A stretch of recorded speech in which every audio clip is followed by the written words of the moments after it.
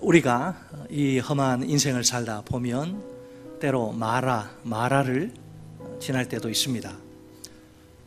인생의 쓰디쓴 위기 앞에 서는 것이지요.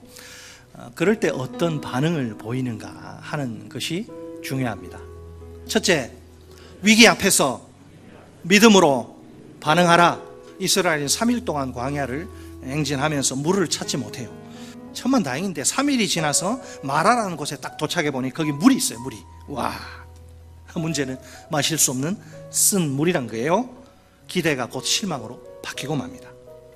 이스라엘이 그 지도자인 모세를 향해서 원망을 이렇게 쏟아낸 겁니다. 우리들어 이런 물을 어떻게 마시라고 그러느냐? 고린도전서 10장에 의하면 광야의 이스라엘을 멸망에 빠지게 한 그 4대 중범죄가 있습니다. 그것은 우상 숭배와 음행과 주님을 시험함과 원망이에요. 우리가 원망을 무겁게 생각합시다. 어떤 경우에라도 원망의 말은 입 밖으로 꺼내지 맙시다. 하나님은 원망하는 자를 기뻐하시지 않습니다. 자, 그런데 이스라엘에게 부정적인 반응이 전부가 아니네요. 긍정적인 반응도 있습니다. 모세는 온유한 지도자입니다. 믿음의 사람이요 하나님의 종입니다. 그래서 묵묵히 그 모든 원망과 불평을 다 참아냅니다. 원망과 불평을 토해내는 사람들과 씨름할 하등의 이유가 없습니다. 그 대신 그 문제를 들고 하나님께 직접 나아갑니다. 하나님의 도우심을 간절히 구합니다. 그 상황에서도 하나님을 온전히 신뢰하고 철저히 의지한 것이지요. 그 결과 써서 마실 수 없던 쓴물이 단물로 변화됩니다. 인생의 여러 위기 앞에서 우리가 보일 수 있는 반응은 크게 두 가지입니다. 긍정적인 반응이냐 혹은 부정적인 반응이냐, 이 둘 중에 하나입니다. 하나님이 기뻐하시는 최선의 긍정적인 반응은 기도입니다. 불신앙의 원망은 금물입니다. 우리가 어떤 위기 상황일지라도 하나님께 직접 그 문제를 들고 나아가야 합니다. 그럴 때 하나님이 반드시 우리의 기도를 들으시고 능력으로 역사하십니다. 우리가 인생의 마라를 지날 때 우리에게 필요한 것은 무엇입니까? 불신앙의 원망이 아니라 믿음의 기도입니다. 자, 두 번째 파트입니다. 따라서 하십니다. 둘째, 하나님의 말씀대로 순종하라. 자, 하나님이 이스라엘을 시험하십니다. 이것은 이스라엘이 하나님의 법도와 율례를 잘 지키느냐 혹은 잘 지키지 않느냐, 여기에 대한 테스트예요. 만약 그들이 불순종하는 삶을 살면 하나님의 약속은 그들과 아무 상관이 없게 되는 거예요. 이스라엘이 하나님의 백성답게 살아야 합니다. 백성답게 살지 못하면, 이방인들과 똑같이 살면 다르게 대우하실 수가. 하나님의 백성이면 반드시 삶으로 그 신분을 증명해야 합니다. 신분이 그냥 자동적으로 하나님의 대우를 보장하는 게 아니에요. 하나님의 요구는 딱 하나입니다.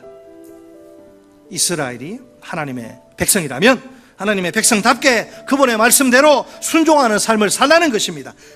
만일 이스라엘이 하나님의 백성이라고 하면서 그분의 말씀에 불순종하는 삶을 산다면 어떨까요? 하나님 보시기에 이스라엘은 하나님을 모르는 애굽 사람과 다를 게 전혀 없게 되는 거예요. 그러면 하나님이 애굽 사람에게 내리신 질병을 이스라엘에게도 그대로 내리실 것입니다. 자, 그렇다 해도 하나님의 본심은 그분의 백성을 질병으로 후려치시는 게 아니에요. 오히려 하나님의 본심은 치료하시는 겁니다. 그래서 나는 너희를 치료하는 여호와임이라, 이렇게 스스로를 소개하십니다. 자, 하나님의 눈에 이스라엘은 지금 하나님의 백성이라 하지만 치료가 필요한 병든 자들이에요. 자, 분명 광야의 여정 속에 있는 이스라엘에게 물이 필요합니다. 그렇죠? 하지만 그들에게 필요한 게 마실 물이 전부는 아닙니다. 그들은 수많은 상처로 얼룩지고 병든 그 마음을 치료받아야 합니다.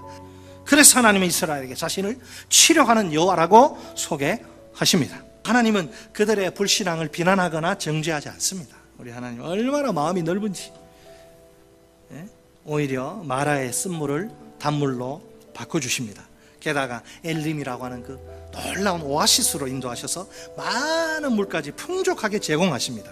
아직 그들의 신앙이 어린아이와 같이 미숙하다는 사실을 하나님이 아시고 그냥 품어주신 거예요. 얼마나 놀라운 하나님의 은혜입니까?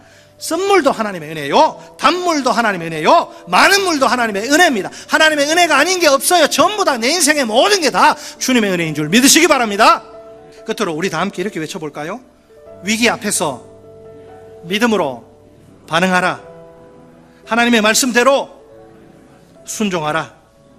믿음과 순종 붙들고 승리하는 우리 모두가 되기를 주의 이름으로 축원합니다.